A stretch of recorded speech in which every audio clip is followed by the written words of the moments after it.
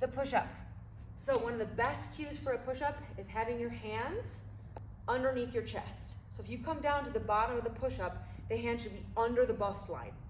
Okay, but one of the biggest habits I see is hands out here, and the second habit is dropping the chin and the pelvis to the ground. And this is what I see, which is not a push-up, okay? So I want you to think about tucking your chin back and your pelvis back, engaging your core, driving your chest to the ground, okay? This is a chest movement. So hands a little wider than shoulder width. The more narrow you are, it's not wrong, it's just more tricep dominant, it's a little more challenging. Right now, we're gonna keep our hands a little wider than shoulder width, tighten the tummy, tuck your chin back, and I want you to aim your chest to the ground.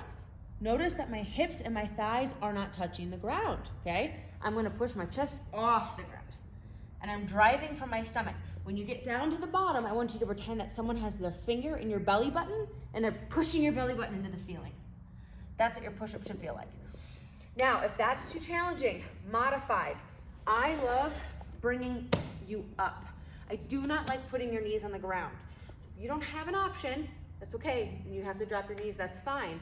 But when we drop our knees, it ends up taking our core out of the equation. And so we don't get that core activation that we need. So if you do end up going on your knees, really make sure you're driving your hips in alignment with your shoulders. So don't leave the hips back, because this is something we want to avoid. We want to avoid pushing through our trap. We want to be pushing through our chest and our lats here, down low.